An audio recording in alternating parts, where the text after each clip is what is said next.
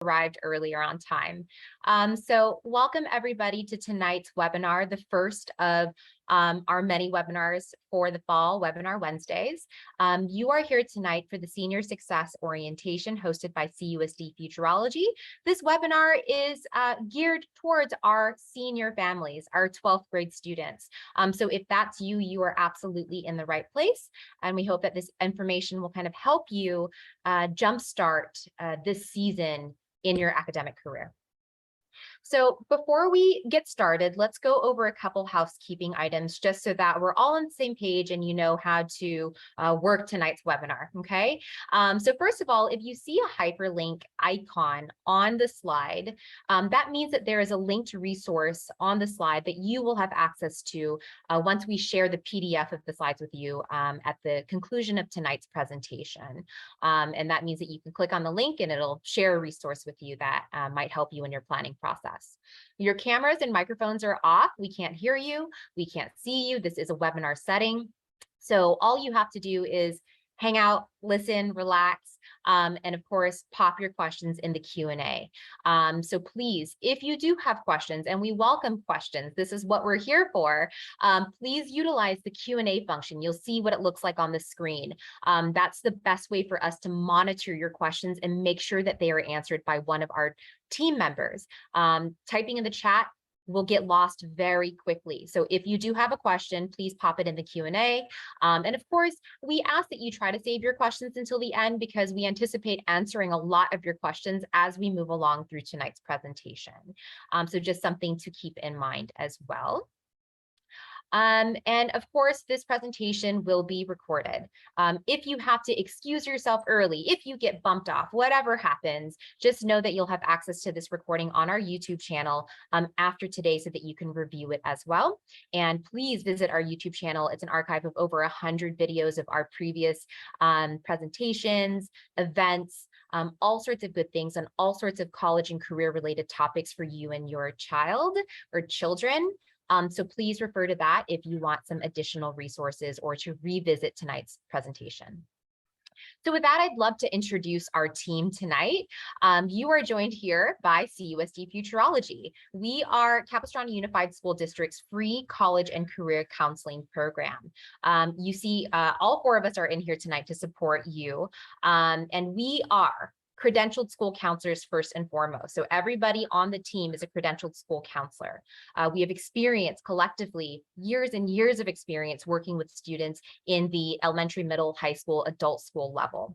In addition to that, however, our team is unique in that we all have admissions experience. So what that means is that we've all worked in college admissions, reviewing college applications as readers.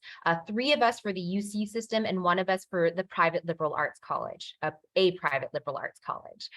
So we all have experience of reviewing admissions applications and seeing what it looks like on the other end after students have submitted their application. So we use that experience to help guide and advise our students. And finally, we're data driven. Everything that we do is based on senior survey results, student needs assessments, right? What we find is the biggest need in the district based on data.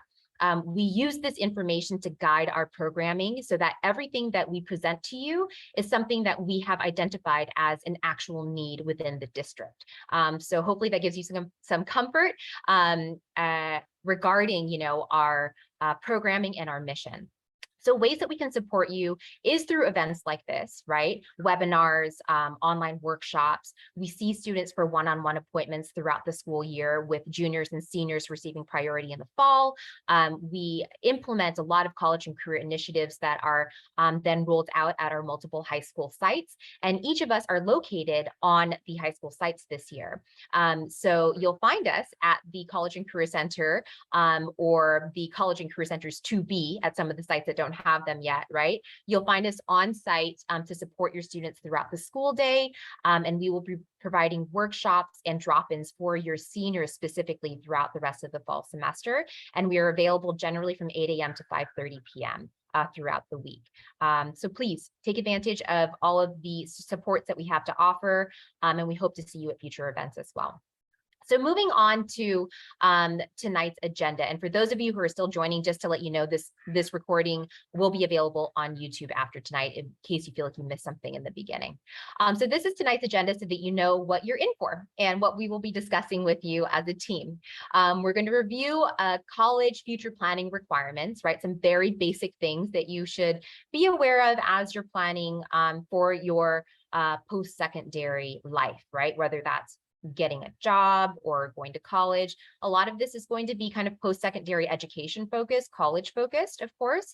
But know that if your plans are not college, we 100% are here to talk to you about those plans as well. So please take advantage of that and reach out to us if you do have questions. We're going to talk about understanding guidelines to building a robust, well-balanced college list. We're going to talk about application timelines, testing timelines, and what testing looks like now in a test optional world. We're going to do a quick, financial aid review. We're going to talk about letters of rec, college essays, and then we'll hang back for a Q&A at the end. So this is what we're going to be covering. So let's go ahead and move on. Question for you in the room tonight. We probably have a lot of parents and guardians in here as well as students. So I'm going to launch this poll and I want to get a sense from you as you're thinking about the year ahead, right? The school year ahead and your life after high school. What are your top concerns? You're welcome to choose more than one. Would love to get a sense of what our collective concerns are tonight. So if you could take a moment to answer that poll, I'll share the results with you once we get some responders. And thank you for those of you who are already beginning to respond, getting a lot of great feedback right now. I'm going to give you about 10 seconds to kind of choose what is relevant to you, and then we'll talk about it. And while you're answering the poll, I realized that I didn't introduce myself formally or my teammates. I'm so sorry about that. While you're answering the polls, my name is Bing Lin. I'm one of the Futurology College and Career Counselors, and I'm joined here by all of my colleagues. You're welcome to unmute and say hi, Erica, then Jessica, then Nicole. Hi, my name is Miss Erica Espejo. I'm the College and Career Counselor over at San Clemente High School and Capitol Valley High School. This is my second school year here at the district, and I'm very excited to meet all of you and discuss college and career planning.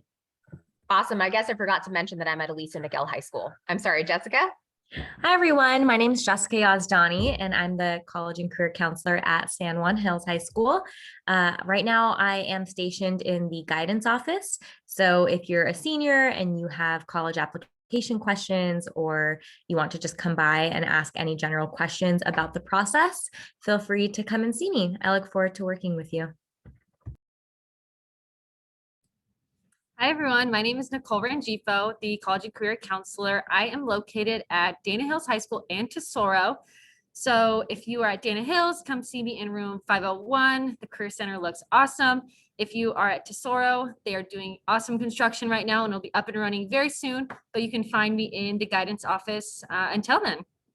Awesome. Thank you, everybody. And let's go ahead and end this poll and talk about the results. Ending in 3, 2, people are still answering, and 1, here we go. Okay, so I'm going to share the results so that everybody can see it, okay? So it looks like our top concern is getting into college, which is common, right? There's a lot of anxiety around getting into college. And I'll tell you right now that part of that anxiety can be alleviated a little bit by making sure that your college list is balanced. So we are going to talk about that a little bit later. Erica is going to address that with all of you, right? Because if we have a balanced list, the issue of getting into college is not so much of an issue ultimately. Okay, so we'll talk about that, but that's totally understandable. Second, after that is college essays, which makes perfect sense. I think the entire team is getting a ton of emails and inquiries from students and families about essays. Lucky for you, we're going to have a webinar on this coming up and some supports on campus regarding this as well. Okay, so we're really listening to you and hoping to be able to provide the resources and the supports on campus and as a team to support some of these big concerns that you have. But thank you for sharing, and we're hoping to address some of this with you tonight. So I'm going to stop sharing and let's go ahead and move on. So let's get into some very kind of technical things before we get into the fun stuff, right? So it's important for you as college applicants at this point to understand A through G requirements, right? And the transcript review process and how to find your transcript and how to utilize it. So first and foremost, let me just give you the ability to raise your hand. Raise a hand via participant window. Who knows what the A through G requirements are? I know what they are. I've known what they are. I feel confident that I've fulfilled them, or at least I understand them. Okay. All right. Cool. So maybe about fourth of you, a little bit less than. Okay, awesome. Thank you very much. I will lower everybody's hands. Okay, beautiful. Thank you so much for participating in that informal poll.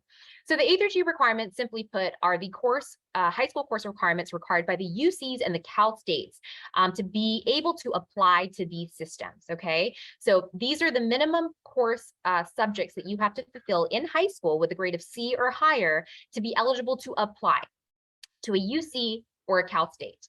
A through Gs, again, are primarily for the UCs and Cal States. Why do we harp on them so much? Why are they such a big deal? Because if you meet the A through G requirements, if you exceed the A through G requirements, you're making yourself competitive and eligible for the majority of universities and colleges and post-secondary institutions across the nation, right? So there's a reason why they're so important and why we emphasize the completion of these subjects throughout high school with a grade of C or higher. These are the A through G requirements in front of you on the screen, right?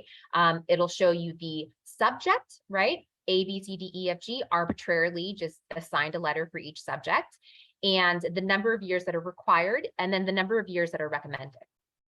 What we tend to advise our students is take advantage of maximizing the years that you take a particular subject based on your strengths, based on your interest, right? You don't have to max out on everything. You don't have to take 4 years of visual performing arts, right? It really depends on your strength and interest, but play to those. I know you're seniors, so it's a little late to say that, but your senior year schedule, while we're talking about this, is important. The colleges, for the most part, the UCs and the Cal States, will not see your fall semester grades when they make the decision to accept or deny you. But what you list as your senior year schedule is very crucial in the evaluation process for both the Cal States and the UCs, and of course, all the other universities out there in the country. So as you're thinking about this, and as there's still time to make adjustments to your schedule, right? You want to think, gosh, am I pushing myself this year? Am I maximizing my opportunities, right? By taking that final year of science, by taking that final year of language other than English. And this is, again, based on your strength and interest, but there is some time for you to tweak it to hopefully kind of maximize your opportunities and admissibility into some of these institutions, which is why we're mentioning it now. One thing that seniors often can forget is that visual performing arts requirement, because your schedules get so filled up that you forget to take it during the year. So if you haven't taken your visual performing arts class yet, talk to your counselor about that so that you can add it onto your schedule or arrange to take it at a community college, maybe during winter session or spring, to make sure that that requirement is being met, okay? But again, we want to see you're better in these classes. Pass or credit is totally okay for COVID years, 1920, 2021 school years. Those will be accepted by the majority of universities and colleges, and they will be viewed as passing grades, right? And they will not impact your GPA. Okay, so if you have a pass or a credit on your transcript, it will be marked as fulfilling that subject requirement, and it will not negatively impact your GPA. It's like a neutral. It's like won't calculate at all into your GPA. So just some things to consider as you're thinking about this in academic strategy and planning and thinking about what you're good at academically. Obviously, you're also going to start thinking about your majors, and we encourage you to explore majors before you start actively applying. This is not to say that you have to declare or state a major on your application. 80% of students applying to colleges in the country are undecided when they apply. 50% of UC applicants are undecided when they apply. So is it okay for you to be undecided? If you genuinely don't know, 100% it is okay. But it would be helpful to at least explore what is being offered at your school to make sure, one, they offer the types of things you might want to study, and two, you know what you're getting into if you feel kind of certain that you want to go into, for example, biological sciences, because at UCI, there are different types of biological sciences that you can choose as a major. So best to do that research upfront than to make some random last minute decision as you're completing your UC app, November 29th, the day before it's due, right? We've linked to the UC major site and the Cal State major site for you to do some independent research on majors. So take a look at that when we send the resources to you, this packet to you, or the presentation. But as you are completing your applications, and there is time, you're not behind, it is August 31st, right? Applications are typically due November through, January in some cases, with the Cal States and UCs being November 30th. So you still have time, no pressure. But as you're completing these, you're going to want to know a couple important things like GPA, decile rank, if we rank our class size. You can find this in Aries, and this is what it looks like when you log in. Keep in mind that your GPA for Cal States and UCs will be automatically calculated for you as you self-report your grades and your courses in the application. And those grades that will count towards your GPA for the Cal States and UCs will only be from 10th and 11th grade, okay? And you can see kind of a general idea of what your Cal State UC GPA is by looking at your weighted 10 through 12 GPA. That's about what it's gonna be, okay? Now for your Common App, when they ask you to report your GPA, you're gonna report your weighted total GPA. That's what I would report on the Common App, and that's what we advise, okay? And then the Common App will also ask if we rank, and we do, decile, right? So your number here is your decile rank. So a 2 means you're in the top 20% of your class. That's baller, right? That's cool. 1 would be the top 10% of your class. So that's what that number means. And then class size will tell you how many seniors are in your class. All important information for your Common App, okay?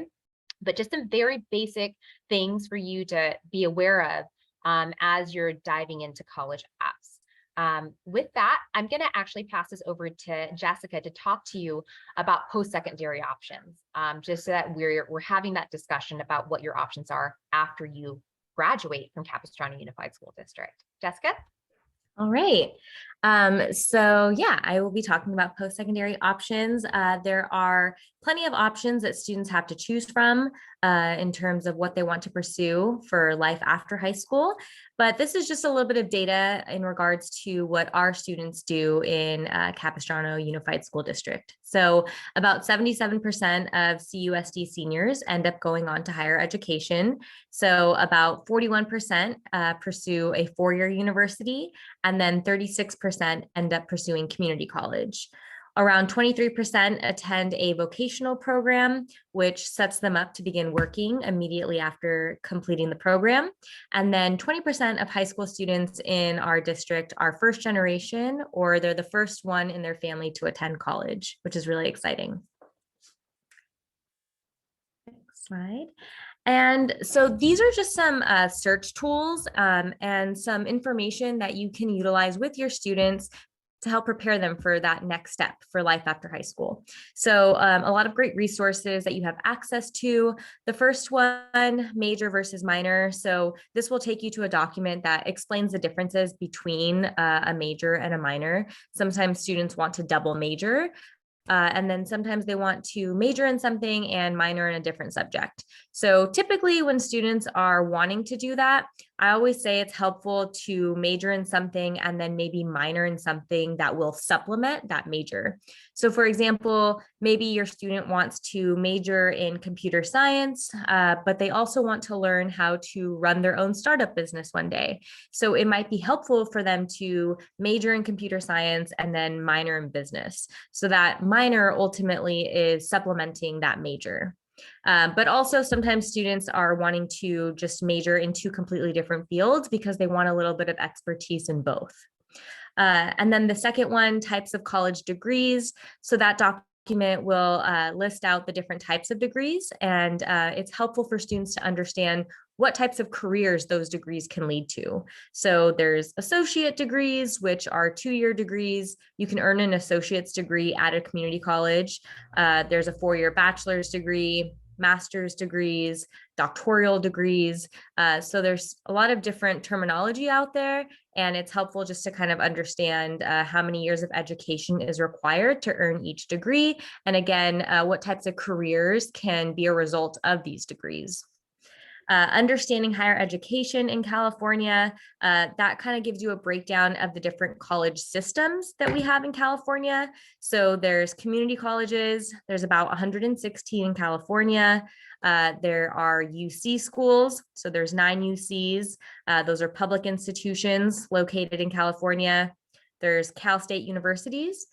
Those are also public institutions, only located in California. There's 23 Cal State universities. And then there's private and private schools in California. And then there's over 100 in California to choose from. And then alternative pathways and military information. So when thinking about life after high school and figuring out, what your student wants to pursue, there's options. So it doesn't have to only be college. Maybe your student is interested in enlisting in the military. There's a lot of different sectors within the military. So it's important to kind of know what you're getting yourself into and what each sector kind of entails. And then there's also things like vocational programs and apprenticeship programs. So I know someone that went to an apprenticeship program to become a lineman.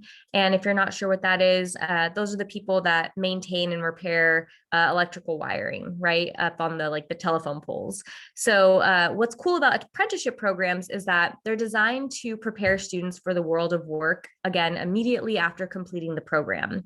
And what's also cool about it is that you earn a lot of hands-on experience. So you're enrolled in a program and it's teaching you a specific skill to prepare you for a very specific career field.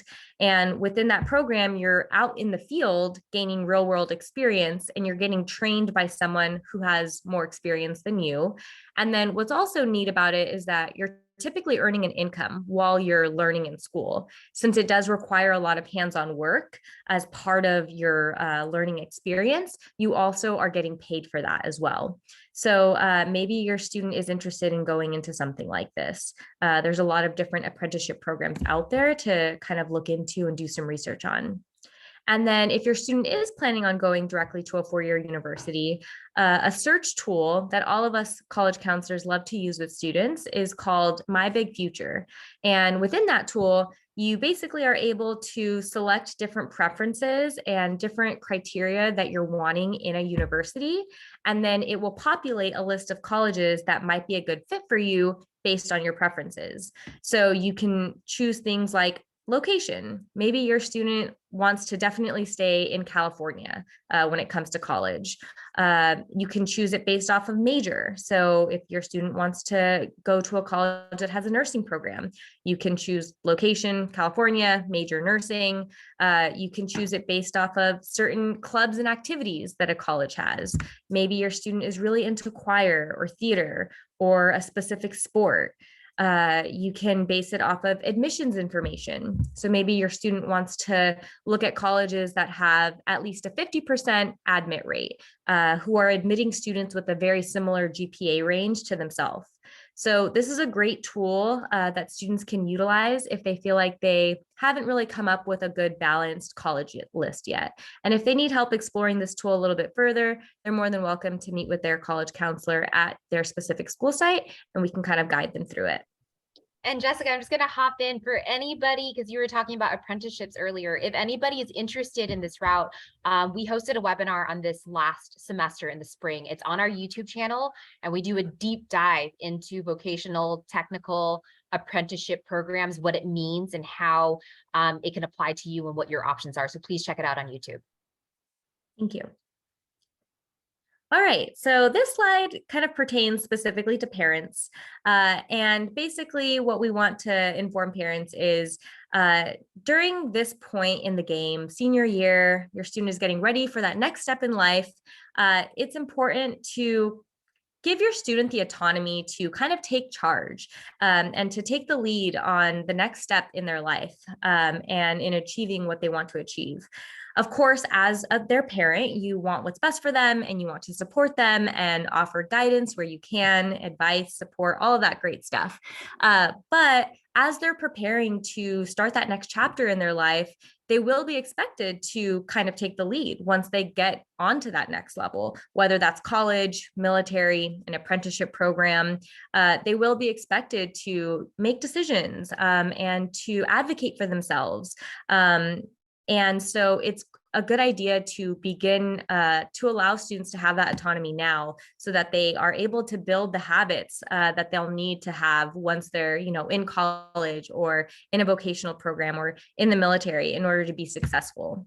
And so there is something called FERPA that we wanted to just quickly touch base on. So once students if they do plan to go to a university or even community college, there is something that it prohibits colleges and universities from giving any type of educational information to parents, because at that point in time, it is now the right of the student. And so again, once they get there, they're kind of expected to take charge and expected to take the lead on their education. And so you want to kind of help them build those habits now, because they'll eventually have to do it at some point. And so it's important for students to learn how to advocate for themselves. It's also just great to do that because you really do learn so many valuable skills from being an advocate for yourself. I remember going to college and, talking to someone and asking them a question. And if they weren't super helpful, I had to learn how to navigate that process and maybe find someone else that was willing to help me. But it teaches you really valuable skills on how to just navigate tricky situations, how to be solution focused, and how to figure out how to get to what you're wanting to get to. Something that we recommend that students do senior year is definitely checking their email often. Email is the main form of communication that colleges use to talk to and communicate with students. So it's good for students to get into the habit of checking their email, I would say once a day. Sometimes they send really important information or to-do list items or time-sensitive material that they want students to respond to. So that's a great way they can begin to get into that habit of taking charge of their education. And then just some extra tips that we have to offer. Social media, it can be a blessing and a curse. And so we just want students to take it seriously. Sometimes you post something on social media and you feel like, later on you have some more time to reflect on it and you go back and delete it because you realize maybe it was silly or maybe it was immature. But it's important to know that, once it's out there, it's out there. So we want students to take social media seriously, have that conversation with your student about what that looks like. We don't want them to miss out on a really special opportunity, whether that be college or career, because of something that they posted when they were younger and maybe not as wise. So it's important to kind of keep that in the back of your mind as well. Okay, so these are the type of college systems. I briefly mentioned them a little bit earlier, but I wanted to go into each one in a little bit more depth. So like I mentioned, the UC system, those are public schools located throughout California. So there are 9 campuses. You can go all the way up to Davis or all the way down to UC San Diego. UCs have more of a research focus within their system. So regardless of what UC you attend and regardless of what major you end up studying, most likely you'll have to conduct some form of research. So they're very research focused. And a lot of students, you can go to a UC, earn your bachelor's degree and graduate, be done with college and begin working. But they also do have a kind of a trend or a theme of encouraging higher education beyond your bachelor's degree. So research focused and also graduate focused as well. So a lot of students that go to a UC after their bachelor's degree, they continue on with their education and maybe they earn a master's degree or a doctorate degree of some form. And then the Cal State University system, there are 23 located in California. So you can go all the way up to Humboldt, the tip top of California, or all the way down to San Diego State. And then there's many in between. Cal States have more of an applied skill focus. So again, you can really earn that as well at a UC, but that's kind of what distinguishes the two from one another. So Cal States have more of a hands-on approach. They're designed to help prepare students to begin working immediately after graduating. And then community colleges, there are 116, like I mentioned, within California.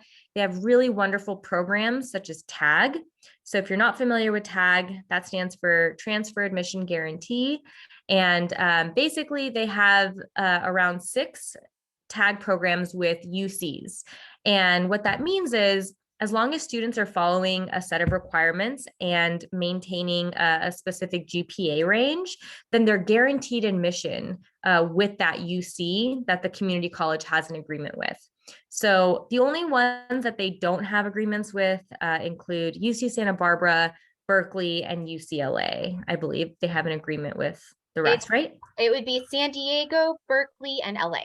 Yeah, those are the 3. So outside of those ones, they have an agreement with each of the UCs. And so say your student is extremely interested in going to UC Irvine, say that's their dream school. If they don't get in as a senior applying as an incoming freshman, they do have another opportunity to get to UC Irvine if they pursue community college. And the requirements for TAG are much less rigorous compared to applying as a senior. So a lot of great benefits with community college. And then also, if you are eligible to apply for financial aid, so that would include the FAFSA or the California Dream Act, you just have to be eligible to apply for one of those, then you are able to go to community college for free for up to 2 years, as long as you attend full time. So in addition to really wonderful transfer guarantee programs, you also save a ton of money. And then there are also, like I mentioned earlier, over 100 private schools in California. There's thousands throughout the United States. Private schools, unlike UCs and Cal States, they're not all on the same system. So they all get to run independently of one another. So each one might have a different theme. They offer different types of opportunities. They typically do offer smaller class sizes though. A lot of private schools are able to offer special scholarships because they receive funding differently compared to public institutions. So they may receive, donations. And so sometimes they have more money to offer to students when it comes to scholarship and merit-based aid. And again, each one has a different focus. So some private schools in California include USC, Loyola Marymount, Chapman, Santa Clara University. There's tons of really great options to choose from. And then, like I mentioned earlier, trade and technical schools. So those are schools that maybe offer an apprenticeship program. Again, those types of programs are designed to prepare students for a very specific career field. And so you're going to school to learn how to accomplish a set of skills to prepare you for that specific field. So you're not necessarily going to college and taking general education classes. You're not taking science, history, and math and all of that. You're really taking classes that are designed to help you be successful in that specific field. And I'm going to add as well that community colleges in Orange County and across California have amazing technical training programs that you can participate in basically for free. So you don't have to pay to go to a private trade or technical school. You could go to OCC or Saddleback, right? Fire Science at Santa Ana College. So take advantage of those opportunities if that's what you want to do. True. Good point. Yeah. So, and financial aid really matters when it comes to technical schools. So when you're applying, if you're eligible for the FAFSA or the California Dream Act, if you add, there are technical schools that you can add to those financial aid applications. And so sometimes students have their heart set on going to like a culinary school that they've found. They really want to go there. But like Bea mentioned, they do offer similar programs at community colleges. Community colleges have really wonderful automotive programs. They have dental hygiene programs, nursing programs, cosmetology programs. So you definitely can find that at a community college. And so it's important that, you add those schools to your financial aid application. And then once you receive those financial aid packages back, it's good to kind of compare and contrast. Like, okay, how many loans will I have to take out in order to attend this college versus going to a community college for free and potentially earning, your same license or certificate. And if that is something that your student is interested in, they can definitely meet with their college counselor, and we can kind of help guide them through that as well. And with that, I will be passing it over to Erica.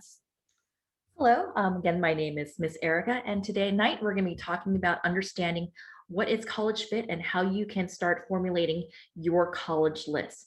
So let's talk a little bit about what college fit means. College admissions is really a matching exercise, so not every student is a good fit for every school regardless of admissions chances. Evaluate what you want out of a college experience and find schools that fit you accordingly. And we'll go into some different fit factors in the next couple of slides and what those mean.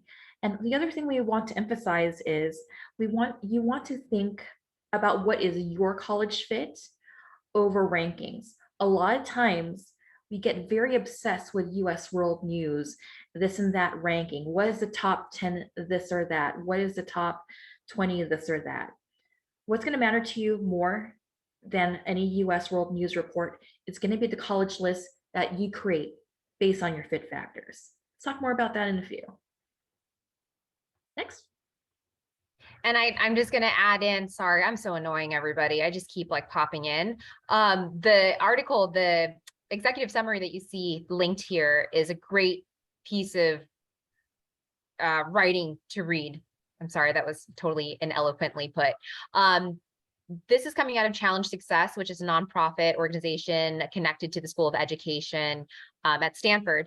And what they discovered in their white paper that they published in the research that they did is that the rank of the school that you go to has no indication of student success or satisfaction after having graduated.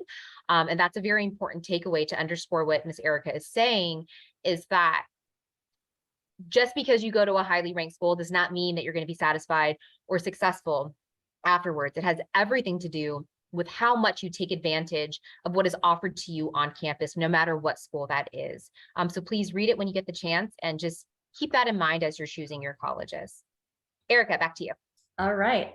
Understanding fit. Okay, what are some questions should I be asking myself as I'm researching colleges, as I'm trying to narrow down my college list, as I'm trying to think what's going to be the right colleges for me? Does the college or university have the major I'm interested in? So let's say I want to major in journalism. Well, guess what? UC Berkeley is the only UC that has journalism. Let's say I want to major in nursing.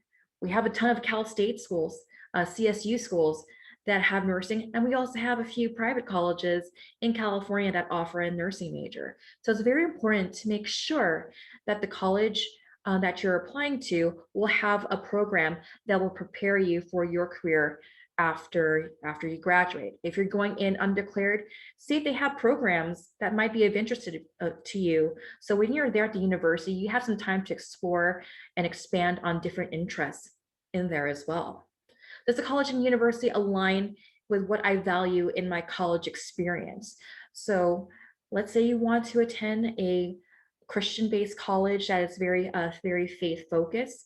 A lot of families I meet at Capitol Valley really look for Bible-based colleges. So is that something I want to look for?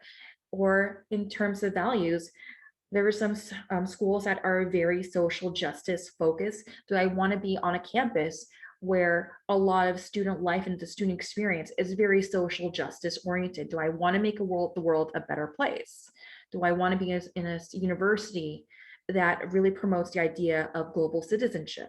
So it's really important just thinking about what are the values, what is this kind of student lifestyle that you're going to vibe with, whether it's like, I want to do social justice, or I want to go to a place where there's going to be a lot of sports and a lot of campus life around there because I want to play sports. So it's also to think about your personal values and the things that you want to get out of college, because college is not just the academic part, it's also the social development part too. So think about what kind of social life do you see yourself having after high school, and just really think about that, how that will fit into the whole picture. And have I reflected about what I want my college experience to include? So that can be things like study abroad. Do I want to spend a semester, a year, spring break in another country? Do I want to be in another place? Do I want to go outside of Orange County, outside of California? Do I want to go west of the Mississippi? Do I want to like go to the East Coast? And if I'm in the East Coast, can I handle below 0-degree weather? Can I handle snow? So these are just things to think about, like when you're looking at deciding upon colleges, where you're going to be happy and what's going to spark the most joy and what you're going to get out of those 4 to 5 years of university experience. Okay, next.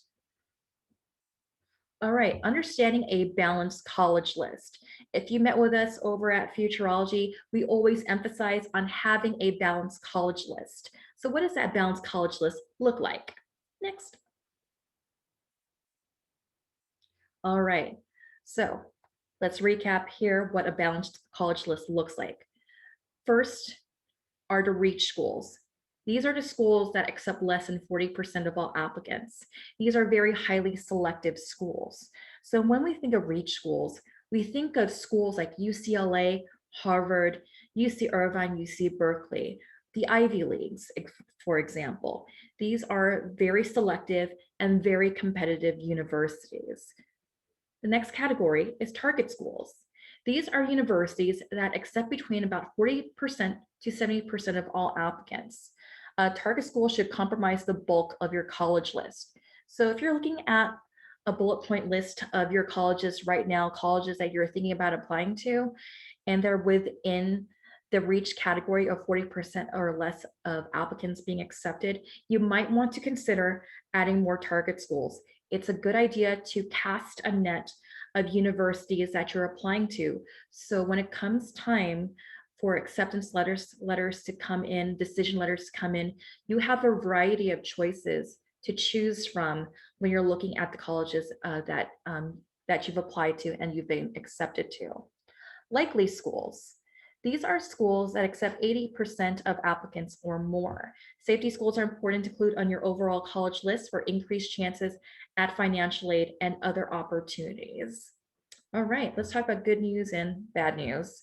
The good news is most colleges accept on average 2/3 of their applicants. The myth that college admissions standards are impossible to obtain is false. So again, just really having that balanced college list, definitely beef up your list with more target schools.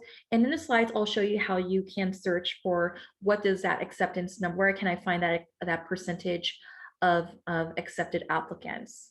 The bad news, roughly 40% highly selective schools accept less than 10% of their applicants.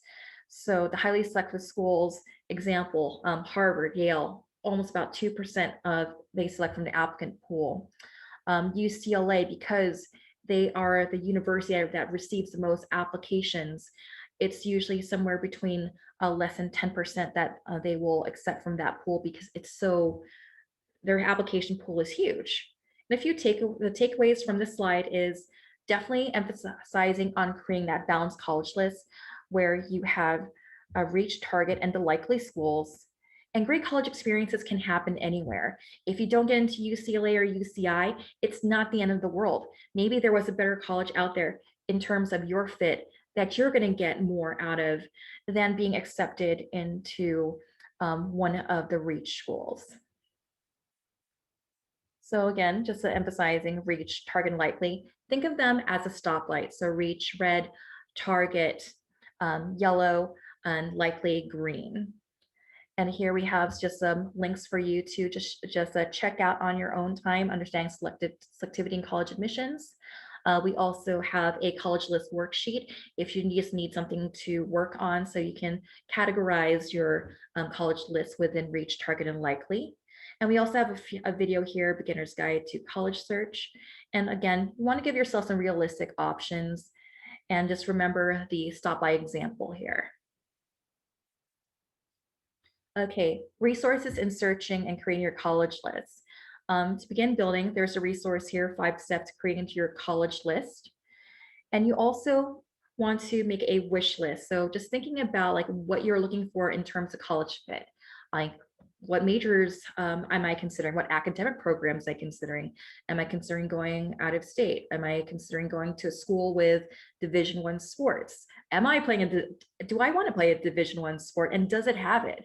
So making sure that you have like a list of qualities you're looking for in terms of college fit. It's also a great guideline to make sure this is what you're looking for. Now, to find that number, that selectivity index percentage, these are 3 websites that you can use: College Express, College Raptor, and College Board's Big Future. We recommend using multiple tools just so you can get some ballpark numbers. And these are great websites, not only to check out what that number looks like, but you can also get ballpark numbers for tuition in-state versus out-of-state, and also just get some demographic information and just some sourced information on each of the colleges that you're considering and researching. So if you are still doing your research for colleges, don't stop. Just keep searching and use a variety of different websites to build your college list and to make sure that, yes, these are the colleges I want to apply to. And just as a reminder, everybody, the links will be accessible when we send you the PDF of the slides tonight. So at the end of the presentation, we'll share that link with you, and then you can open up the PDF and click away. And of course, it's also nice to hear from students and to also check out some virtual tours.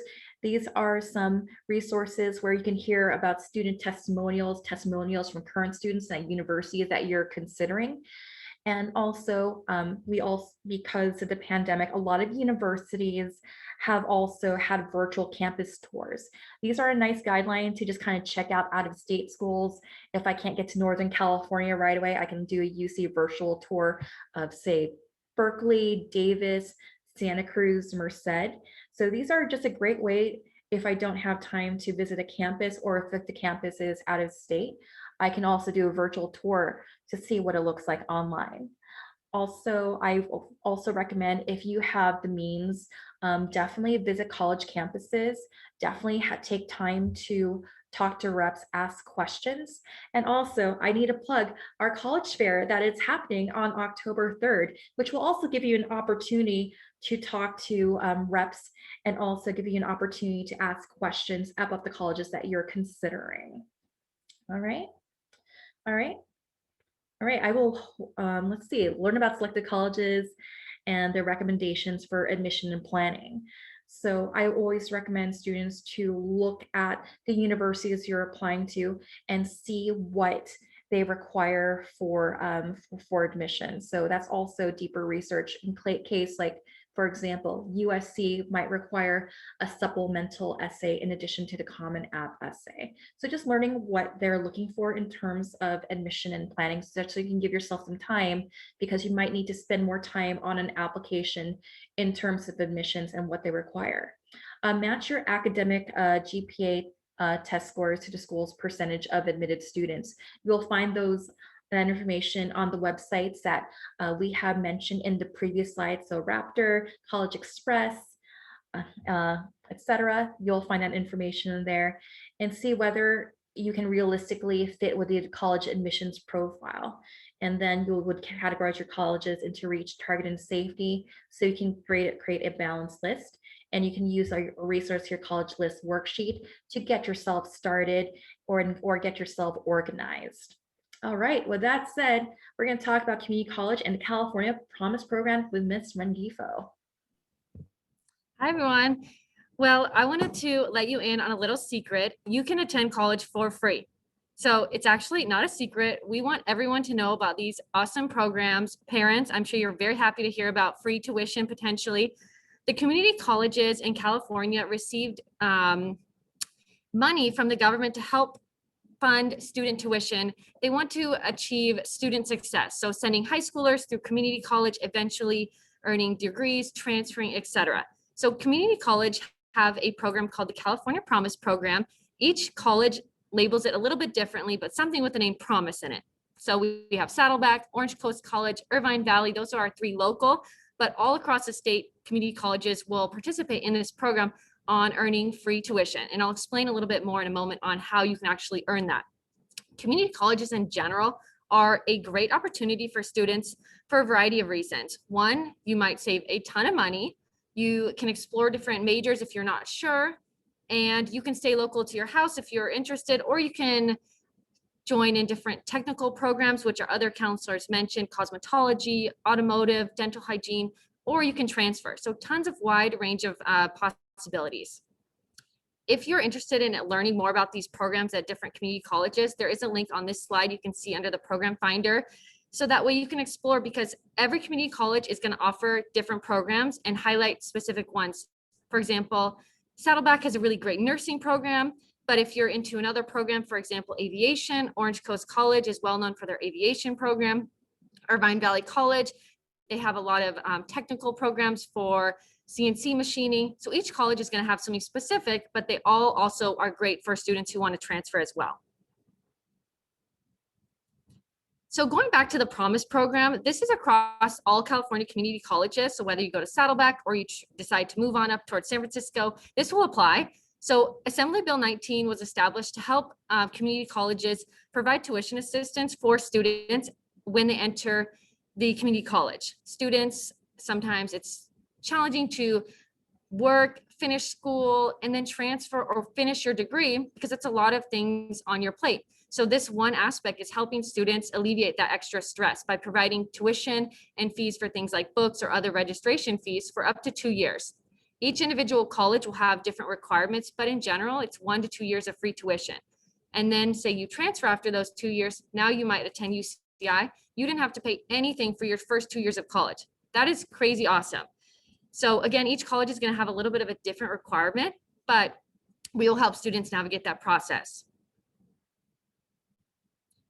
One program that we offer through the district is this Counseling 100 course. It's a 1.5 unit course that Saddleback offers in conjunction with our high school students so that they can ease that transition from high school into college. You can take this whether you're going to community college or transferring later, or if you're going directly to a 4-year. It's a great resource for all students on learning study skills, how to be successful, navigating the college world. So if students are interested in this, they can reach out to their counselor for registration for the spring semester. So some helpful tips for community college. So we are local to Saddleback. That's where many of our students attend, but we have students attend many others as well. We are very fortunate that the Saddleback counselors come to campus and schedule appointments with students throughout the fall and spring semester to help with applications, learning about majors, course selection, financial aid, and completing the Promise program requirements. So we definitely suggest taking advantage when they are on campus, or if you can schedule a Zoom appointment, so that way you really understand the process. Because a community college does have application requirements just like a 4-year, and we don't want you to miss out on any requirements that you need for that free tuition. I will be so sad if anybody misses. So we're going to make sure if you want it, we'll help you get you there. Again, these schools offer so many programs and so many different subjects. So it does require some research. If you do attend Saddleback, we suggest meeting with the counselor, see what programs they offer. Do they have something you're interested in? If not, maybe IVC down the road or OCC, because we want you to attend a school that has a program for you, whether it's to transfer or in a trade school or technical school degree or certification. So you still need to do a little bit of research, even if you are for sure going to start with a community college. We want to make sure they offer the program. All deadlines are still very important. Deadlines will impact financial aid. If you complete things on time by the deadlines, you will be eligible for things like the tuition assistance and maybe early registration for courses, so you get the best classes. If you don't want 7 a.m. Friday classes, I definitely suggest following the deadlines. And again, FERPA laws do apply. So when your student is taking a college course, they're considered an adult, which means students are not able to communicate directly with college and get transcripts, things like that. So this is where students can learn that autonomy that we mentioned earlier. These are great skills in general for life, but navigating that higher education process, the students are going to need to navigate that with the assistance of their parents and counselors, but it is on the student now. And also to check your emails often, because students are going to be receiving so many things from the different colleges, and we want to make sure you don't miss any opportunities, a scholarship, a really neat program that that university might offer. So definitely check your email frequently. And if you do communicate with a college, whether it's community college or beyond, include an ID number if you've been given one, so that they can look into your account sooner. If you have a name that's common, please make sure you include that email ID in your email, because we don't want you to miss any information. Everybody's doing great. We have about half an hour to go, but you're all doing wonderful. And don't forget to put your questions in the Q&A. So next, we're going to focus on some timeline tips and support for your applications. So the different types of applications for universities, so those four-year universities, we have the coalition, which each school that participates with the coalition, about 150 schools, will have different deadlines. So if a school that you add to your list lists coalition as their application, they're going to list that deadline within the application. So it's varying. Same thing with Common App, another application system that over 1,000 schools use. If you're applying to out-of-state or a private school, most likely you can find it on Common App, and the deadlines do vary again. UC apps, they are open currently, so you can start them, you can log in, create an account, but the actual window to submit is October 1st through November 30th for those submissions. And then you have the CSUs, they're not accessible currently, but starting October 1st through November 30th, you can open, create, and submit your account. If any of these applications are on your list, I highly suggest starting and creating the account soon, so that we can at least get your information and then come ask us questions in any of our workshops, or if you just want to drop in, because we don't want you to wait till the deadline and be stressed out. Then we also have community colleges with their applications. They have rolling deadlines and due dates based on the individual college, but generally it's going to be in the spring. We also have the Counseling 100 course, which registration will begin soon in October/November. You can apply for the fall, you can apply for the following school year, generally in the fall. So starting later this semester / early in January, the application system can be open if you're ready to go for Saddleback or wherever it might be. There also is some other programs that are included in those community colleges, such as Freshman Advantage or Promise Program. Those applications, those programs are kind of intertwined with the traditional application. Freshman Advantage would be a program where if you complete your application by an early deadline, you can get access to signing up for your classes earlier, getting the best schedule, and having access to additional resources such as counselors. The Promise Program, again, is that free tuition. Those deadlines are generally around the same time as the Freshman Advantage. We just want to make sure everyone knows what is coming down the road, so you can take advantage of all of these different programs wherever you decide to apply. And then for post-secondary options, there are a lot of other information, but this is kind of like a summary. So if you are a four-year bound student, these are some kind of tips or reminders. So the application season generally starts in August through November. There are some schools that are different, but those are the general timeframes. So starting your apps currently, opening the apps, and eventually submitting as we get closer to November. There are some December/January deadlines for maybe out-of-state or private schools, and then some with rolling admissions, which means their deadlines go further into the spring semester. But we definitely want to make sure you know when you're checking out your list, when the dates are, because we don't want you to wait till the last few days and add extra stress. So our recommendation is around Thanksgiving, preferably a few days before, so you can enjoy Thanksgiving. If you are celebrating or eating or just want to take a chill day and watch Netflix, you can have some time. So prior to Thanksgiving is like a good general time frame to finish your applications, so that way you're good to go. Then if you are looking into financial aid or scholarships, once you've submitted in that November timeframe, December, January, and February is the perfect time to continue doing more research on scholarships and finishing any applications for those scholarships. We definitely suggest taking advantage. Scholarship lists are available on each of the high school's guidance page. Inside of your guidance office, they might have a separate list. Take advantage and apply as many as you can. And then the admission decisions roll out generally February through April, with May 1st being the deposit date to make sure that you accept whatever university you are deciding on. We also have the community college route. So if you are going straight to community college, or if you decide throughout this process that you want to add community college as well, we suggest doing them in conjunction. If you are considering 4-year and potentially Saddleback or community college, you can do them both together. There's no harm. Saddleback, you can apply as well, and it will not hurt any application. So we have the counselors available on site many times throughout the semester on campus at your high school. You can also sign up for that Counseling 100 course if you want to learn more about study skills and how to be prepared, which begins later in October. The matriculation process, which is also known as the application process, that will start for community college later in November/December and roll through spring. And then the counseling class will start for second semester.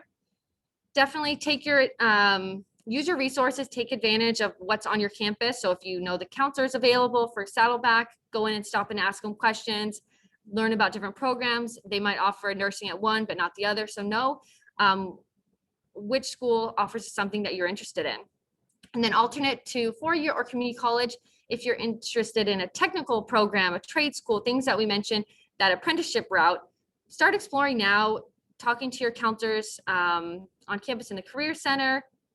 If you are interested, you can attend the College and Career Fair on October 3rd. There will be Saddleback and other community colleges that will highlight career technical education pathways. So it's not if you want to transfer, you can earn your trade school or certificate in a certain program. So definitely reach out to any of the reps that will be available. There'll be military options. Some campuses have military visits on campus, so you can talk to somebody if you are interested in being recruited. And then also, if there are any job postings, your career center will have a career board or on the website, so you can learn about other opportunities for further advancing your experience.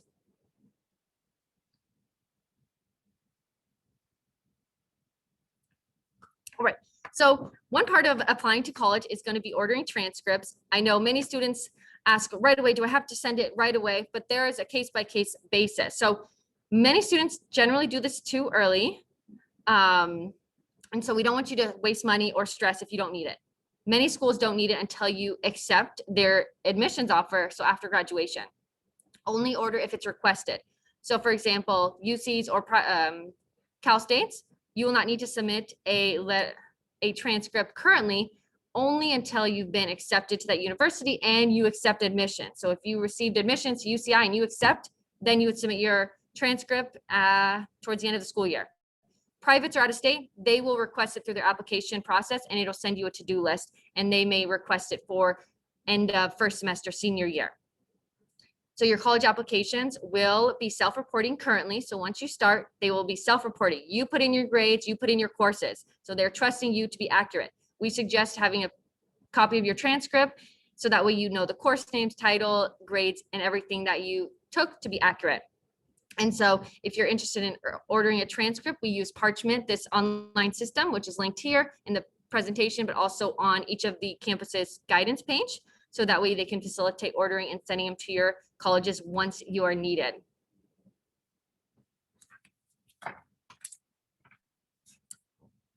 So testing has changed. The landscape has changed. Maybe 20 years ago, everyone had to take the SAT or ACT, but the awesome part about the last few years is it's changed, so it's not required, or it's case by case depending on the school. So many schools, it's not required, which is awesome. So in California, public schools, so UC or Cal State campuses are test free. That means they will not even see your score. You cannot submit it.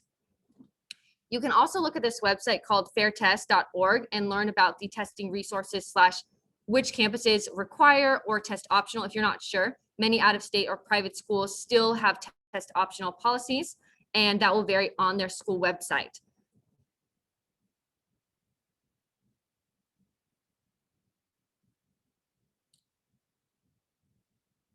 So these are the words you'll hear throughout the application process for testing policy. So test optional literally means it is optional for you to submit. You are not required. If you took it and you would like to submit it because it will help your application, then you can. If you don't have one or you don't want to submit, you do not have to. They're going to be looking at everything else, your grades, maybe the letter of rec, the essay in addition. Test blind. Test blind is where schools will not see it. You cannot submit it. So this would be UC or Cal States and potentially other universities throughout the country, but you can't even submit it even if you took it and received a perfect score. So test blind means they will not see it. And then test flexible is similar to optional, but it's allowing you to choose a combination of test scores. So if you took ACT or SAT, APs or IB, if your school offers, or advanced placement test to support your application. Those are the general terms that schools will have on their applications. And you can see that on their application page or on the Big Future search engine, it'll list this as well. All right, so some last little tips for the testing updates. So explore your options early. If a school requires it, we want to make sure you're prepared. Many do not. So if you haven't taken it, you probably are going to be okay, but you can check that link right there to make sure if a school is required or if it's optional or blind.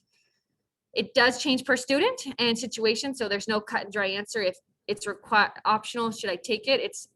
It's recommended to chat with your counselor so we can kind of see the whole picture, because we'll see your resume and your transcript and things like that.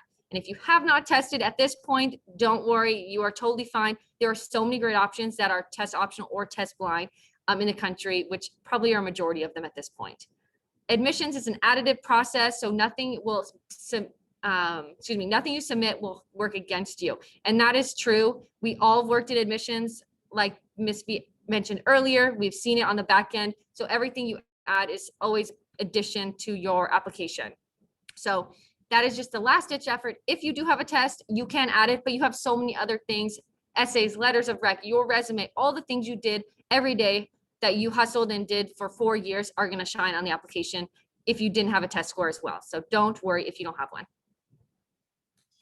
All right. Now we're going to pass it on. Thank you. Thank you, Ms. Rengifo. Okay, y'all are doing great. We're going to get you through the final third of this presentation, and we're going to hang back for Q&A. You're asking amazing questions in the Q&A. Let's go on. We're going to be talking about financial aid, letters of rec, and essays. Remaining topics for you, just so that you have a heads up, okay? So let's talk about financial aid quickly as an overview. More resources to this, resources on this to come, okay? So for students who are applying to college, who are applying possibly to trade or vocational schools, community college, whatever it is, you should be completing the financial aid application. And there are two options for students in the state of California. There is the FAFSA, okay, which a lot of you have heard of. There's also the California Dream Act. Depending on the student, you will complete one or the other. The FAFSA, simply put, is for students who are US citizens and or have a social security number, okay? And that's to be able to apply for federal aid.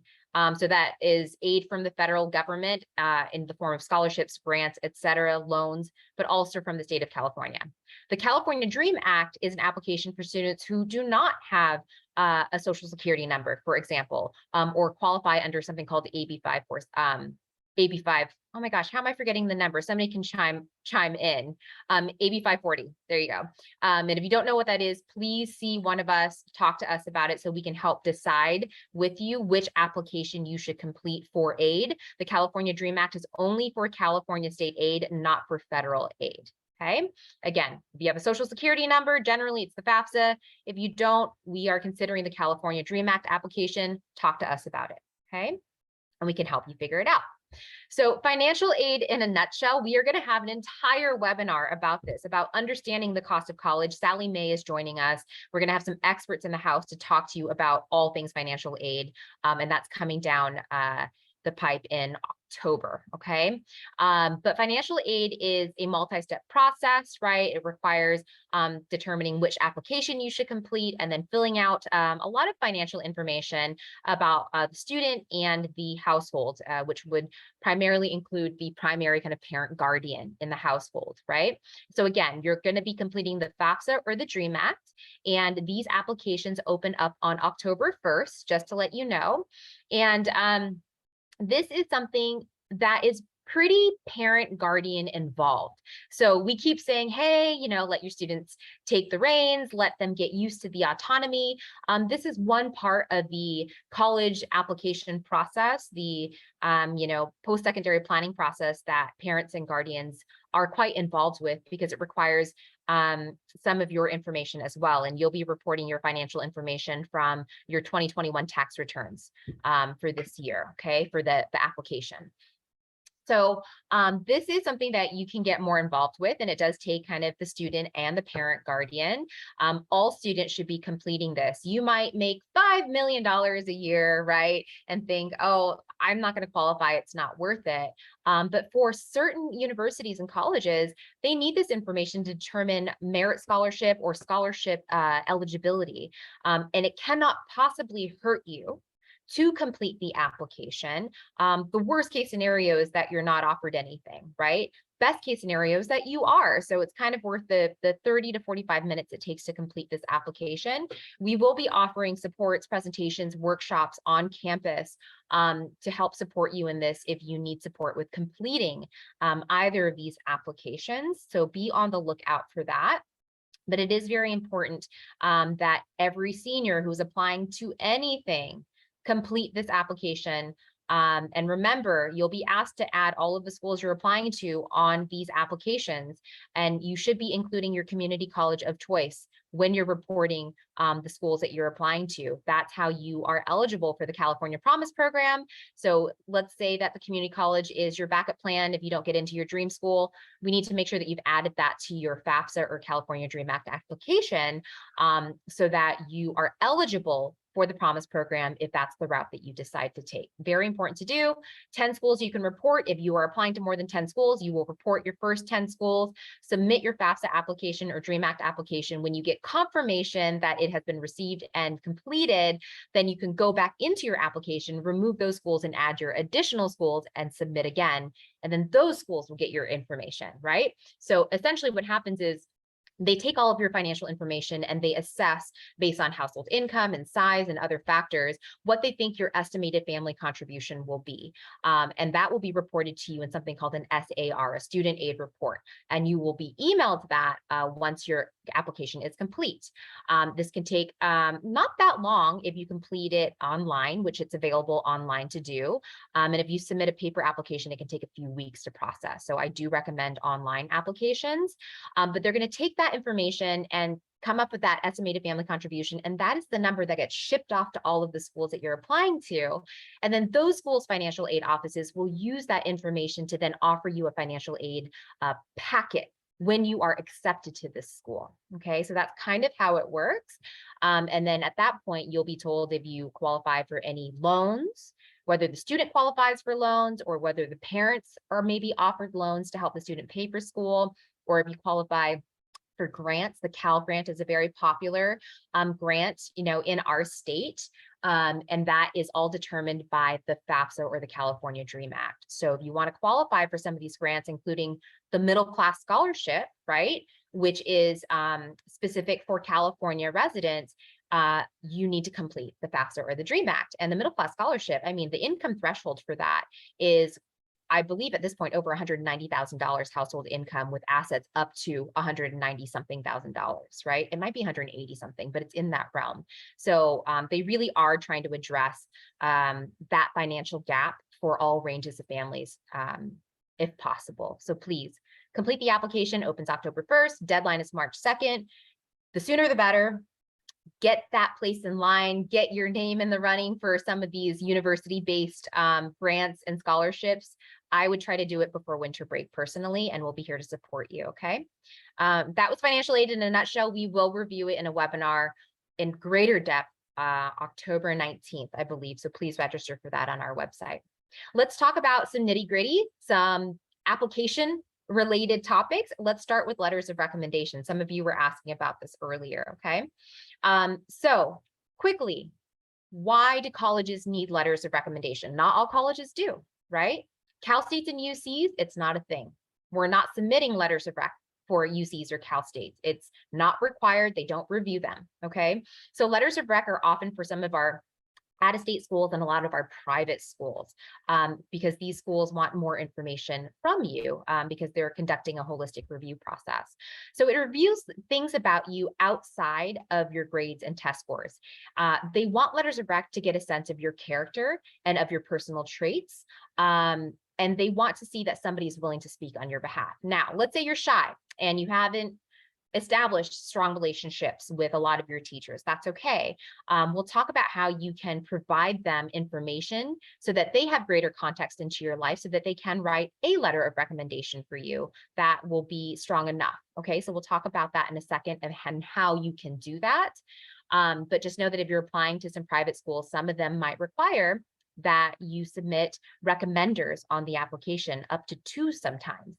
And oftentimes it's teacher recommendations. A lot of times it's counselor recommendations, okay? So let's talk about how to request that letter of recommendation. First of all, you have to finalize your college list, right?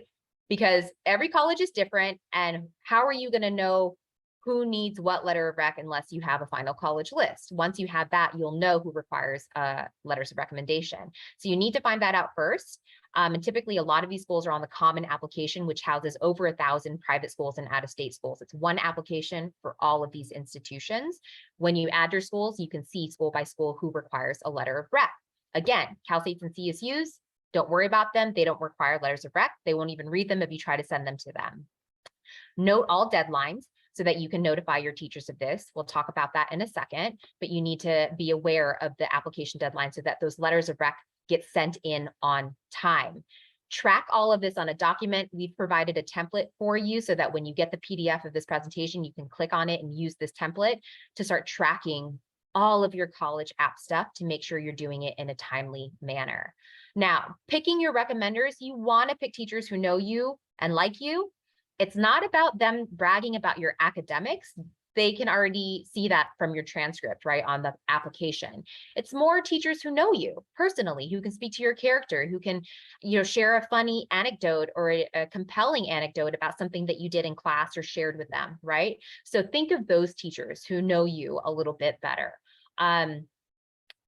Be aware that some colleges might require subject-specific recommenders. For STEM programs, sometimes they'll want a science or math teacher's recommendation. So you'll have to look at those specific details within, typically Common App is what you'll be using for these, to see if they need a specific teacher recommendation. And you'll see that when you add these schools to your Common application, okay? Choose someone who taught you recently. It's great to have somebody from junior year. 10th grade is fine, but if it's from 9th grade, if that's all you got, that's okay, right? But more recent would be better if possible, but if you can't do that, no worries, don't stress about it.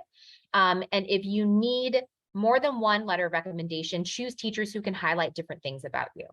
And this is all in a perfect world, right? Let's say you're like, man, I only have like 2 that I can think of that are like just enough, then go with those 2, that's okay. And let's say that you don't have a solid relationship with these teachers and they kind of don't know you that well. Preparing materials is how you're going to help your chances by providing your recommenders with as much information as possible so that they can write a compelling letter for you, okay? So you're going to update a student resume. You should have a resume, and if you don't, watch the webinar that we've linked here so that you can start your resume template or your resume. We do have career guidance specialists at every school who works with College and Career Advantage, CCA. They are experts in reviewing resumes. You can work with them to review your resume. You can work with us, right? But you'll have resources in the College and Career Centers at school. If you have any college essays written already, share that with your recommenders so that they can get some more insight into you. And your guidance office at every one of our high schools has a required packet that you're going to have to complete to obtain a letter of rec from your counselor. This letter of rec packet is going to be due soon, depending on the school. I know Elisa's deadline is September 30th to get that letter of rec packet into your counselors, right? So I don't know about the other schools, but it could be coming up quite soon. So please check in with your guidance office to see what the deadline is for your packet. And you're going to complete all sorts of information in this packet so they have context to write a letter of recommendation for you. And then this packet can then be shared with your teachers who are writing letters of recommendation for you. So just keep that in mind. Ask soon so you can get those deadlines on your calendar. Now, asking for a letter of recommendation, you're going to make an appointment to speak to your teacher, whoever it is, to get 5 minutes of their time to ask them in advance. We don't just add them as a recommendation without a recommender without asking for their permission. We want to give them, in a perfect world, 3 to 4 weeks notice. That is the polite thing to do. Your teachers will be asked by so many students to write letters of rec. So the more notice you give them, the better letter of rec you will possibly receive. Okay, so give them a lot of notice. And ask which email they prefer to use, because you will be asked to add them as a recommender on the application. And all you do is punch in their name, the subject they teach, and their email address, and they will be emailed from Common App to submit on your behalf. Okay, so ask them which email. It might be their capo email, it might be their personal email. So we want those details from them. After you've spoken to them, share all those additional materials with them so that they can get all the juicy details about you and write something really compelling for you. Provide them with a list of colleges that you're applying to and the deadlines, okay? And then express gratitude for their time. If you want to give them a Starbucks gift card, some cookies, some candies, butter them up a little bit, they deserve it. These teachers and counselors are doing this during their crazy schedules, oftentimes on the weekends, in the evenings for students. The least we can do is express some kind of gratitude, even that if that's a handwritten card just to say thank you. They deserve it, and it's a courtesy, I think, that could take you a long way with them, okay? We provided a template follow-up email for you here. I'm not going to go into detail of this. You can look at this when you review the slides later on your own. I want to be cognizant of your time and finish on time. So once you're ready to add the recommender, that happens in Common App. And you're going to use the email that they preferred. It's going to look like this on the Common App, okay? You'll see here that we're looking at the school. For example, we're looking at Gonzaga University. You'll see that on the left-hand side. And under recommenders and FERPA, if you click on that, the first step is to release authorization for them to share information with the university. You're going to click on that. You're going to acknowledge, and then this is what you're going to do. You are going to waive your right to review all recommendations and supporting documents. You're saying, listen, I trust that my recommenders are going to say glowing things about me. I don't need to see what they're going to write. I'm cool with just waiving my right to look at that. That is our recommendation. That is indicating to the readers, the colleges, that you have confidence in what they're going to say about you. Okay, so we recommend that you do waive your right. Oh gosh, I just went right by that, but that's what you're going to do before you add your recommender. And again, adding them is simple. Teacher's full name, subject that they teach, email address, they'll get pinged and they will submit for you. And you'll do this for every college that you're applying to. If you have one, so if you're applying to 10 different colleges, you'll have to add that teacher for each college that requires a letter of recommendation.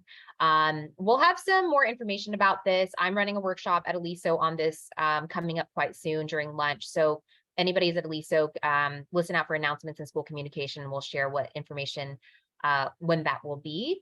If you have any questions, again, review the slides and email our team, okay? If you have additional questions about the letter of rec process. We're gonna wrap up with college essays though, okay? College essays are required by a lot of schools who have holistic review process that want to know all about you in addition to understanding where you are academically. Many universities require this, but not all. Depends on how they evaluate students. The UCs do. They have 4 personal insight questions. You choose from 8 different prompts and you can choose 4. You have to choose 4. Those are 350 words a piece, okay? And you will draft those and submit those with your application. So that's something that you have to look forward to if you are applying to any UCs. We have a college essay webinar coming up on September 14th. Join our team for that so we can go into mega depth about the college essay process. This is just a little bit of general information for you. And we will also be providing additional supports on campus regarding college essay reviews. Okay, so keep that in mind. But that's the UC app, 4 different responses to 8 prompts. You choose the 4 prompts you want to respond to, and it's 350 words, very direct. No narratives, no creative writing, no setting the scene, no dew sitting on the grass on a 5 a.m. Monday morning as you're getting ready for football practice. Like, there's no time for that in 350 words. So feel free to respond openly and directly in this PIQ, okay? They don't have time for you to set the scene. They just want you to answer the question. So keep that in mind for UCs. And for Common App, you do 1 major Common App essay. You have 7 prompts to choose from, and that's 650 words. It's longer, and you have some more room to be a little bit more descriptive, perhaps, but still we want to be as direct as possible. And really cut to the chase and demonstrate to them, showing them, providing examples to them of how you've accomplished something or overcome something, depending on the prompt that you choose, okay? Keep in mind that in addition to the Common App essay, depending on the school that you apply to, they will have additional supplemental essays to complete. So this is why it's important for you to spend the next few weeks, I would say to spend most of September finalizing your list so that you can start compiling all of the written responses you have to write and create a calendar for yourself to complete those. And of course, Cal State has no writing supplement or essays, so you're off the hook for that. We have a webinar coming up on this, so please don't stress out, attend the webinar. We're going to talk about it for an hour and a half. Okay, so join us for that. What's next? Join us for additional events. First of all, please come to our college fair. Over 100 colleges, every UC will be present. Tons of community colleges, different military ROTC options will be present. Private universities, out-of-state universities, international schools, okay? We have a lot of representation at the fair. It is in person at San Juan Hills High School. Thank you, San Juan Hills, for helping us host this event. It'll be Monday, October 3rd, 5 to 7 p.m. Registration is encouraged. That's on our website, so please register on our college fair tab on our website so that we know when you're coming, because we don't want you to be stuck in traffic trying to get in and out, okay?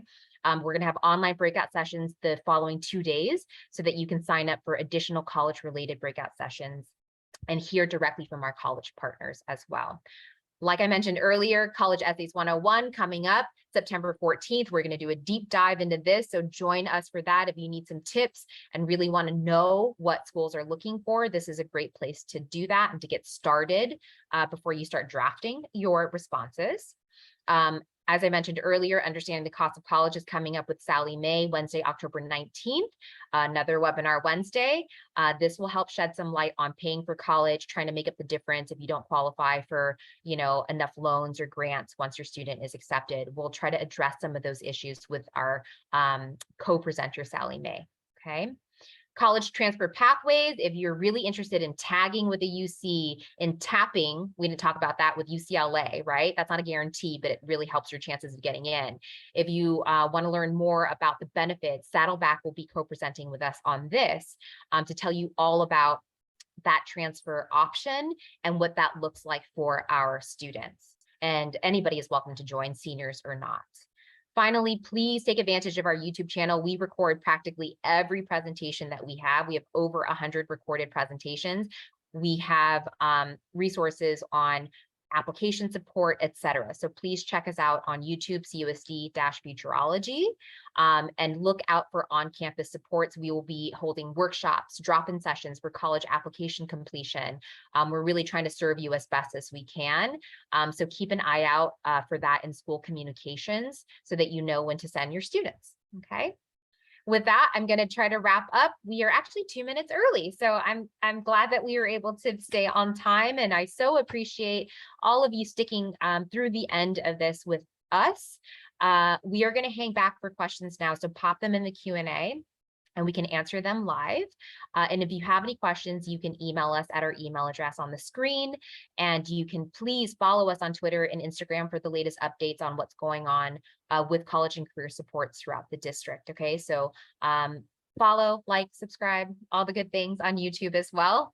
And with that, good night. Thank you so much on behalf of the entire CUSD-Futureology team. We look forward to supporting you, and we wish you all the best of luck as you dive into the season of senior year. Okay, let's answer some Q&A. All right.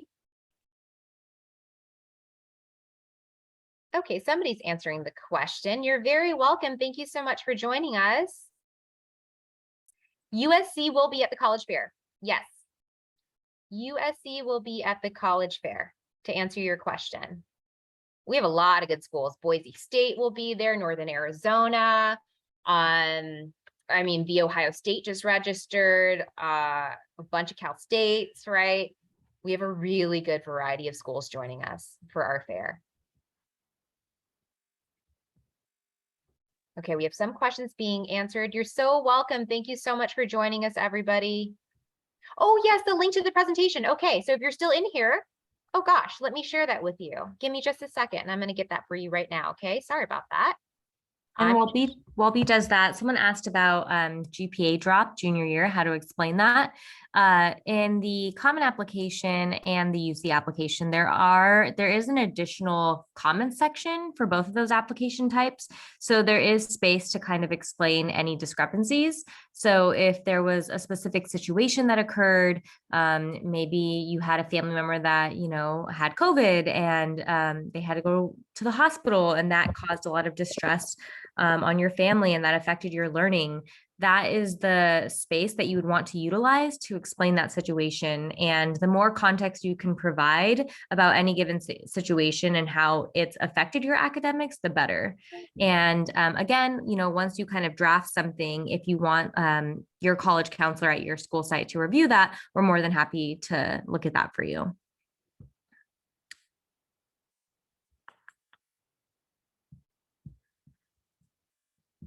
Information about WUI schools. You can look up the different institutions that participate in WUI, some general basic information. It looks like, okay. Looks like did you want to add something to that, B? Yeah, sure. So let's start with, so just for anybody who doesn't know, WUI is the Western Undergraduate Exchange. Jessica, I was just going to share the link with everybody. So you can keep going if you want, and I'll share the link. So some basic general information is Western Undergraduate Exchange Program is a program that was designed for colleges located on the West Coast. So California is obviously a part of that. Colorado, Arizona, schools basically on the West Coast participate in this program, and they offer a reduced tuition to students who apply to these universities. Some of them have a minimum GPA requirement. Typically, the GPA requirements are very attainable. So you can look at WUI schools to see what they require in order to be eligible for that reduced tuition rate. Some schools, it's dependent upon your major. So sometimes they don't offer that reduced tuition, unfortunately, for some of the more competitive majors like nursing or engineering. But some schools offer it for every major. So it's kind of school dependent. That's some kind of general information. Typically, when you apply to a WUI school, they'll automatically determine if you're eligible for meeting the WUI requirements just by submitting an application. However, there's a few that have a separate application that you actually need to apply separately. So again, if you need kind of help navigating WUI schools, set up an appointment with your college counselor. We can definitely help walk you through that process. Thank you. And I just shared the link in the chat box to search for WUI schools, so that you can kind of look into that and see if that's something that might work for you. Somebody asked when the lunchtime presentations will be at Aliso. I can tell you right now, I just have to look at my calendar. I'm going to be hosting 2 lunchtime presentations in the library for Aliso students. One on Tuesday, September 13th on the college app and search process. And then Wednesday, September 14th at lunch will be the letter of recommendation workshop. So those are our 2 to kick off the supports at Aliso. So a lot of kind of what I talked about today. Okay, thank you so much for joining, everybody. Thank you, thank you. Let's see. Will Miss Nguyen open up more appointments in Aliso? I know, I'm so sorry. We're all, as you can probably imagine, pretty swamped. There's 4 of us for 15,000 high school students, and we're doing the best that we can to provide all of these supports for all of you, putting on the college fair in partnership with PTSA and the district. So we're doing the best that we can.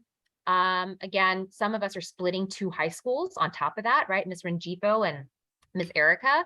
And so we're doing the best that we can to have availability for our students, of course. Our availability opens up on a 14-day rolling basis, which can be kind of confusing to families, right? So basically, if you look at our availability on Calendly, it'll say we're not available, but that's because it's only showing you what we're booked through for the next 14 days. And so every day that window moves forward 14 days. So whatever day you're checking it, it's just showing you what my availability is for the next 14 days. But more availability opens up every single day. I am booked through mid-September, definitely. I think most of the team is.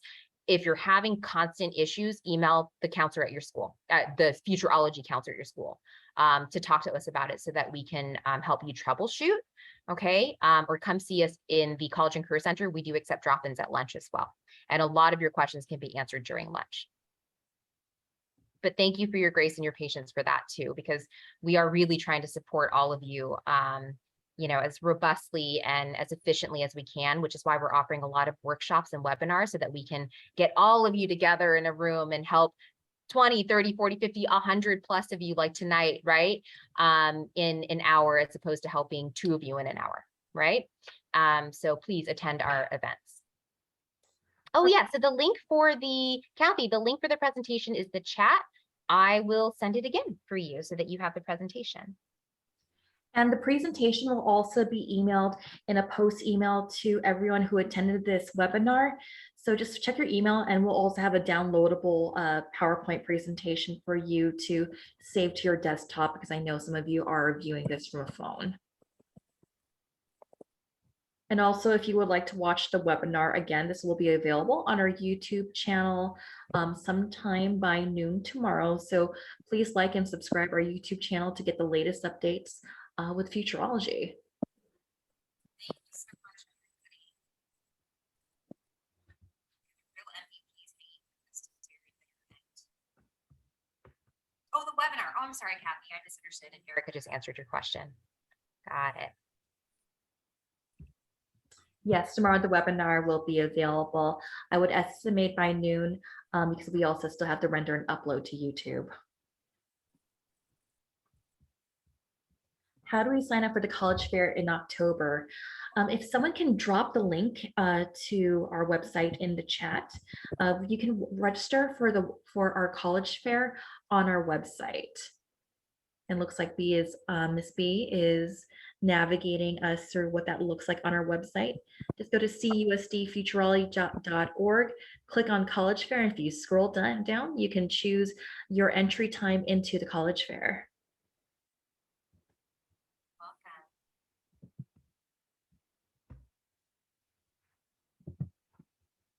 Of course, if you don't have any questions, you're welcome to enjoy your night, log off, you know, get some homework done for those super ambitious seniors with a million crazy classics, right? Go relax. We'll be on campus to support you. We cannot wait to support you. Thank you for being with us. And always visit us if you have any questions. Oh, that's interesting. We should be on StriveScan. But actually, I believe, Dawn, I don't know if you have to sign. I don't know how it works. Can you try registering? Do you have to choose our fair? Because it should be live. It went live in like July, actually. But let me try to troubleshoot and see if I'm finding something. Someone asked about essay feedback. Each counselor does offer college essay feedback at their particular high school sites. So we'll be opening up availability for that through Calendly. I believe we're all planning on doing so for the start of October. Is that correct for the rest of you counselors? So starting in the beginning of October, students can schedule a one-on-one appointment with us for essay support. We ask that they share their essays with us via Google Docs at least 2 days prior to the appointment. So that gives us enough time to review the essay. And then if they can just give us editing rights so that we can make suggestions directly on their documents. And then that way, when we meet with the student, either one-on-one or via Zoom, everything will kind of be ready to go. And then we'll be able to go over their feedback together. So Dawn, for the StriveScan registration, you shouldn't have to choose our fair. You should just register with this so that you have a barcode that will be texted to you once you complete. Nobody should be paying for StriveScan. If you do that, colleges pay for StriveScan to scan with you, right? But it's free for all of our families. So all you have to do is register on this page and sign up, and then you just have a barcode. Then you show that barcode that was texted to you, and you let the college reps scan it at the fair. But nobody should be paying for anything. I don't think you have to register specifically for a fair. I think you just sign up for your barcode. Oh no, it's right here. I see. Oh, I see. Never mind. I'm sorry. I'm looking at this as you're seeing it on the screen. Huh. Okay, very good. Thank you for bringing that up. We'll be in touch with Stripe again and we'll get that addressed. Dawn, thank you for pointing that out before hundreds of families try to register. Yeah, we actually got some registrations that went through in the last few minutes. Awesome, thank you. Yeah, thank you so much for registering. Hope to see y'all there.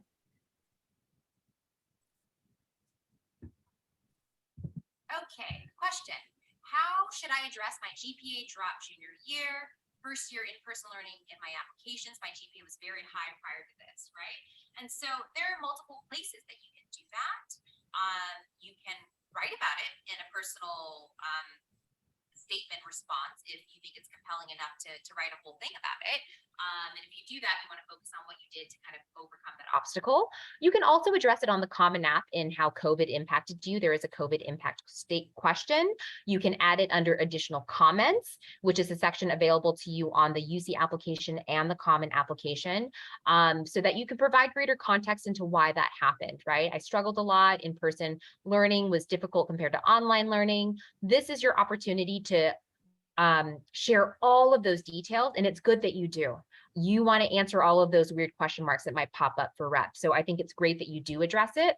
And you can do that in additional comments, like I said, in the COVID impact question on the Common App if you're answering on the Common App, or you can write about it in your personal statement if you have enough information that would support you working on overcoming that and how you came out of that, right? Because those essay responses really focus on what you did about it. So what, right? But if you don't have that, then I would add it into the, additional comment section just to at least explain.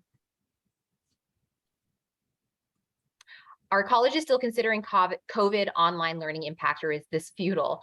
I think they are still aware that it has impacted long-term learning for some students, right? So that's something that they're looking at. Definitely. And if you mention it, that's something definitely that they will take into consideration if it really significantly impacted your learning. Like I was mentioning to the student earlier, write about it, let them know so that they understand how it specifically impacted you and your learning, and then it's relevant to them, right? But you have to explain that to them so that they know.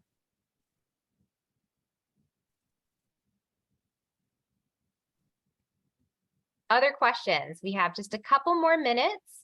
Let's say about 3 more minutes to answer your last kind of burning questions. And then we are going to wrap this up for everybody. And if you don't have any questions, again, you're welcome to log off, but we'll be here for just a couple more minutes, okay?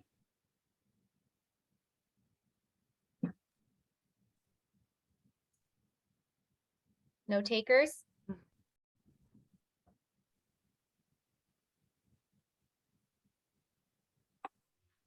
No more screen sharing. It's just you and us now.